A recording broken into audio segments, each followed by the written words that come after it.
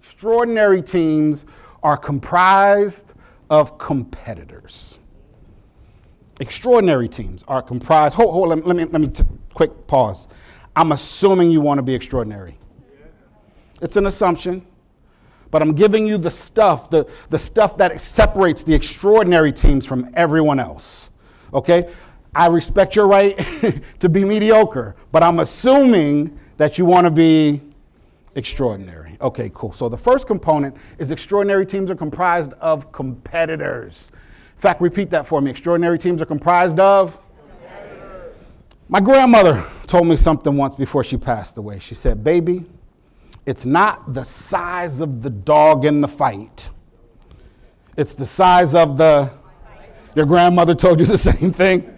There's some pretty tough grandmothers, I guess, right? It's not always just the measurables, the tangibles, right? The academic background or the years of experience. Those things are important because we need to be competent, of course.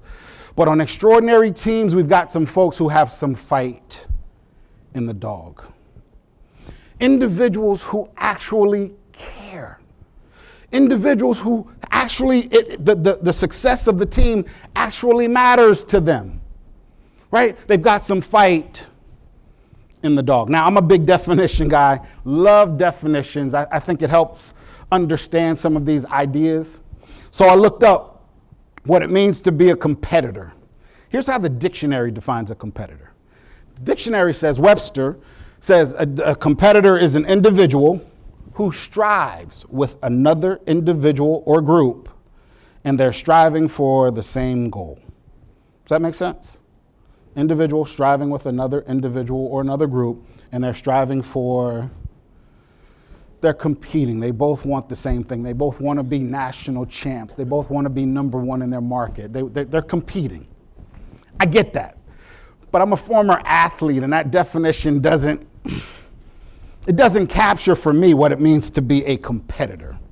Let me share my definition of a competitor. A competitor is an individual who loves to win and hates to lose. I see some heads nodding. Doesn't that feel better than Webster's wimpy definition? Yeah, a competitor is an individual who loves to win, hates to lose.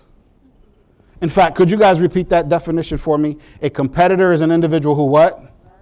No, that's not the way I said it. Let's try this again, and I did it twice to make sure we were clear. A competitor is an individual who what? Yes, and? I love getting adults to do that, Eric. Silly, but silly on purpose. Here's the point. It's about passion. It's about passion.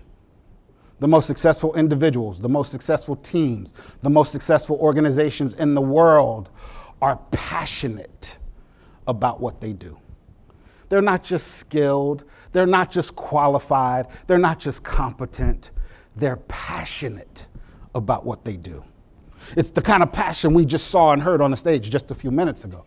They're passionate about what they do. Why? Because it is passion that drives us to action. It is passion, not just being responsible, not just doing the right thing, but it is passion that drives us to action. Absent passion, we quit when things get tough. Absent passion, we look for shortcuts and detours when things become difficult or monotonous or even boring. Passion is what drives us to being our absolute best. Now, let me be clear about something. I was being silly, talked about winning and losing. Let me clarify what I mean. When I say winning and losing, let me clarify that. See, winning for me, playing football was different than the way I look at it now. Back then, playing ball, winning meant we beat you. We're better than you. We're dominant. We're superior even. I don't see it the same way now. Let me tell you how I see winning and losing now. Winning for me now means that as a team, we have met or exceeded what we're capable of. Winning is not this relative or comparative idea where I compare myself to you or other organizations. No, winning for me now means we have met or exceeded what we're capable of as a team. Guess what losing is? Anything short of that. Anything short of what we should be and could be doing, for me, is losing. Even if what we're doing is better than what everyone else is doing. I could care less about what they're doing. It's irrelevant to me. It doesn't matter. I don't compare my success with them because, quite frankly, they may suck. No, ladies and gentlemen, this is a gap. This is the gap that drives competitors.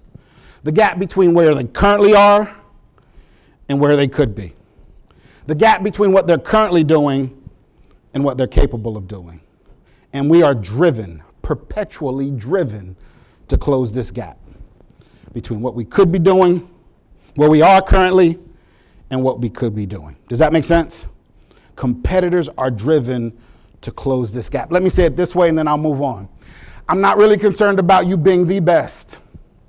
No, I'm concerned about you being your best and closing this gap every single day to maximize what we're capable of.